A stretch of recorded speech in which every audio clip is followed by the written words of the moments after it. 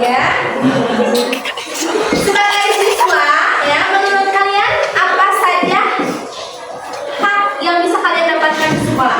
Mendapat ilmu, mendapat apa lagi? Fasilitas. Jadi kita itu memiliki hak mendapatkan pendidikan yang layak. Kalau kewajiban di sekolah apa saja? Belajar.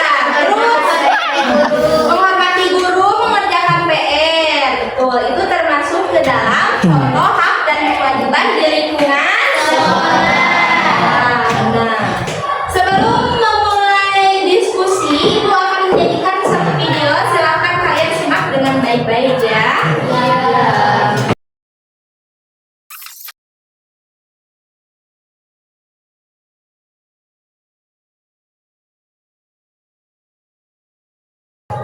Jadi hak dan kewajiban warga negara. Nah, apa itu hak warga negara? Kalau hak warga negara itu adalah segala sesuatu yang harus didapatkan atau diterima. Kalau misalkan di sekolah, kita berhak mendapatkan fasilitas sekolah yang layak. Kita berhak mendapatkan pembelajaran yang baik. Kalau misalkan di kehidupan bernegara, ini ada contohnya. Contoh hak warga negara yang pertama, hak untuk hidup layak, seperti mendapatkan tempat tinggal. Yang kedua, hak mendapatkan pendidikan. Ya. Jadi pendidikan itu sesuai peraturan wajib berapa tahun? 12 tahun. Betul.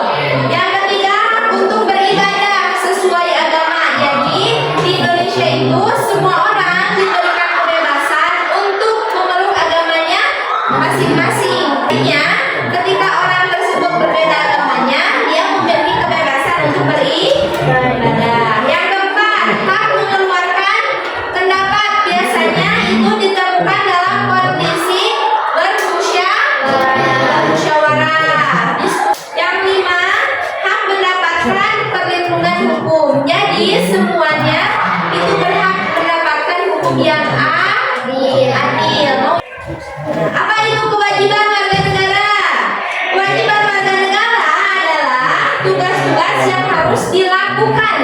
Harus dilakukan oleh kita kalau di sekolah sebagai pelajar, kalau misalkan di rumah sebagai seorang anak, kalau misalkan di lingkungan sebagai masyarakat. Nah, oleh setiap orang sebagai bagian dari masyarakat demi kepentingan negara dan masyarakat itu sendiri.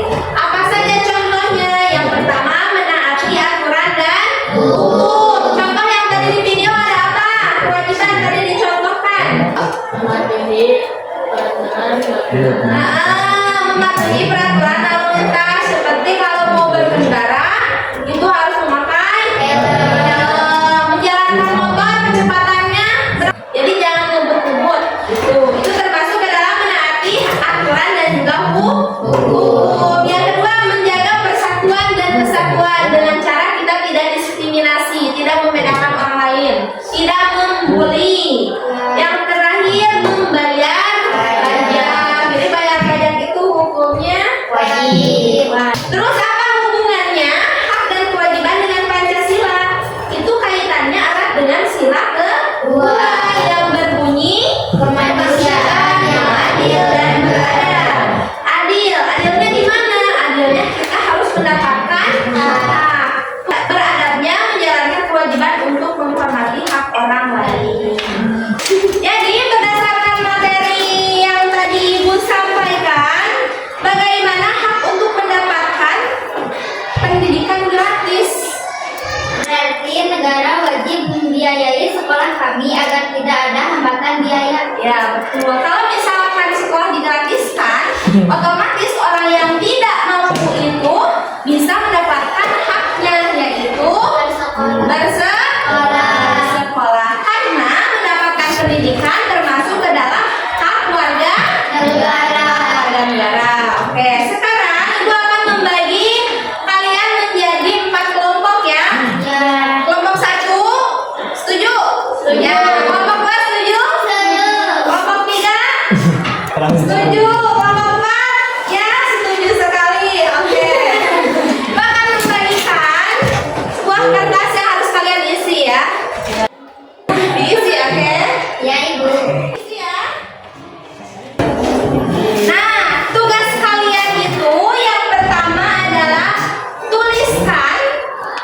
contoh hak dan kewajiban yang dilanggar. Ya, contoh hak dan kewajiban yang dilanggar serta dampaknya. Ya, kalian silakan untuk berdiskusi. Ibu kasih waktu 15 menit ya. Oke, siap.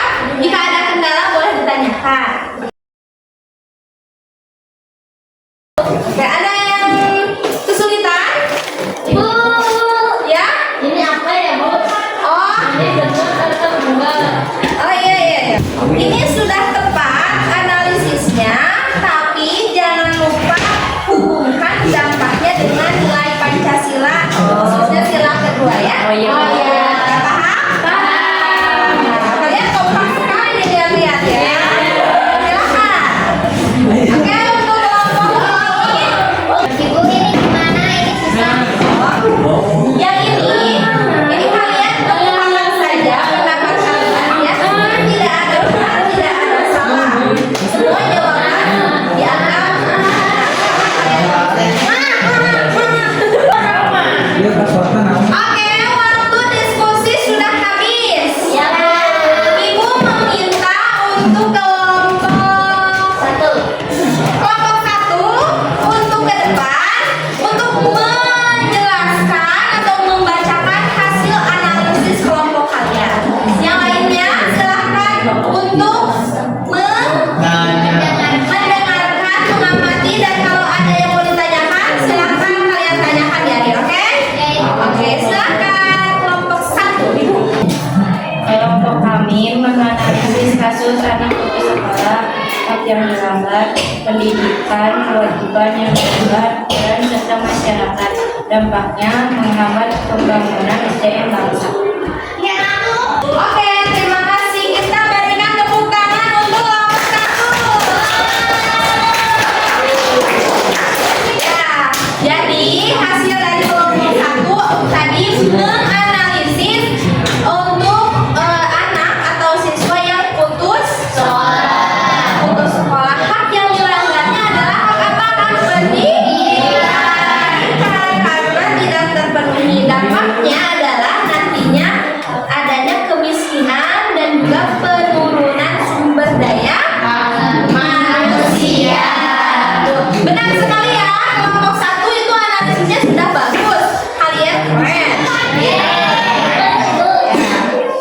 Setelah mempelajari ya materi hari ini, coba kalian simpulkan dari sini dulu.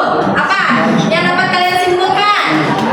Belajar bahwa hak dan kewajiban itu harus seimbang. Iya benar, belajar bahwa hak dan kewajiban itu seimbang.